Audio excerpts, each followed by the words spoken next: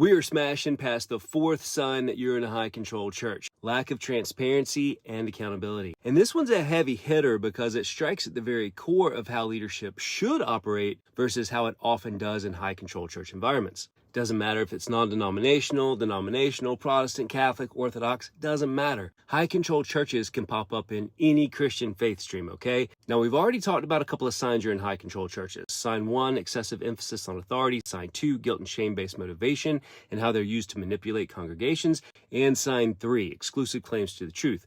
These are all symptoms of a much deeper issue: leadership structures that thrive on control rather than service. And nothing fuels high-control churches more than a lack of transparency and accountability. And again, disclaimer, there are many good church communities out there. I am not attacking the church. The church is and always has been the people. What I'm advocating for is institutional accountability. And accountability feels like an attack when you're not ready to face how your actions are hurting others. When someone says they've been hurt by the institution of the church, meaning its leadership, you don't get to decide that they didn't. Pastors and leaders, the days of sticking your head in the sand and acting like this stuff doesn't exist, it's over.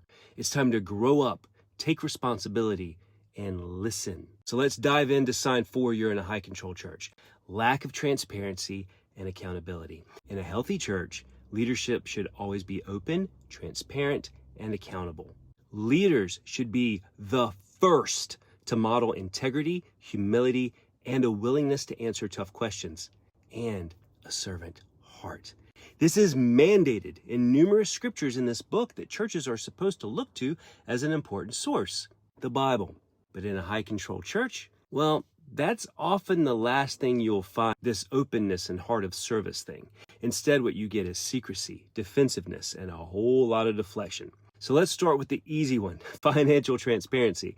In a high-control church, the financial books are often closed tighter than a drum. You're expected to give, sacrificially no less, by taking stories like the widow's mite out of context. But when you start asking where the money is going, suddenly you're labeled as untrusting or rebellious. And the truth is, in these environments, your financial contributions aren't seen as a partnership in ministry. They're seen as your duty. And questioning that duty is a big no-no. Fact is, the financial books should be completely open.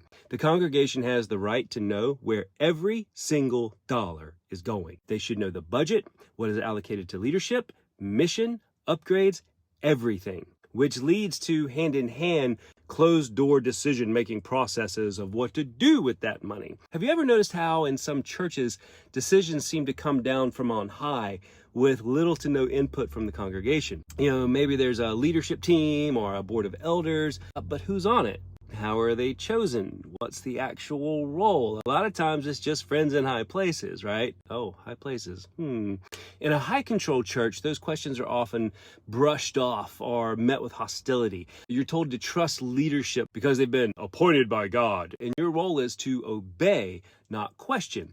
But here's the thing: trust, where it should be given to leadership, it needs to be earned. Leadership needs to run to it, not run from it.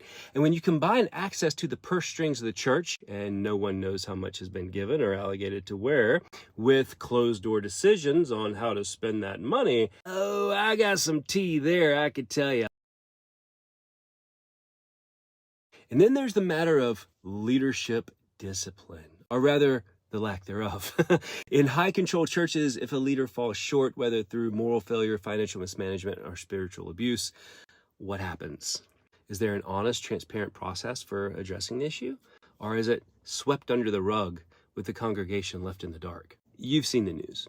Often those who dare to ask about these matters are silenced, shamed, or even pushed out of the community altogether. The message is clear: don't question leadership, or you're the next target. This lack of transparency and accountability isn't just a red flag. It is a flashing neon sign that something is deeply, deeply wrong.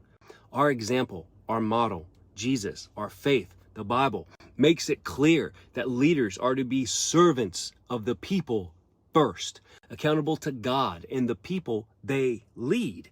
When leaders operate in secrecy, when they refuse to answer questions or allow themselves to be held accountable, they're not serving God's people. They're serving themselves. And remember, questions aren't the problem. They're a sign of a healthy, engaged community. A church that can't handle questions, that turns on those who seek transparency. The church more interested in maintaining power and control than fostering true spiritual growth and unity. So if you find yourself at a place where leadership hides behind closed doors, where questions are met with hostility, and where accountability is just a buzzword, it's time to take a hard look at what's really going on. Because the truth is, a church that lacks transparency and accountability isn't just unhealthy, it's dangerous. Call your church leadership on it. It doesn't matter if it's non-denominational, denominational, Protestant, Catholic, Orthodox. And if they aren't willing to show you where your money is going, or if major decisions aren't open to the church body without deflecting or getting defensive, there's your sign.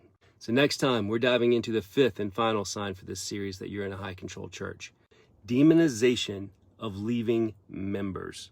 We'll talk about how leaders twist the narrative to keep congregations in line, even when you know it's time to go.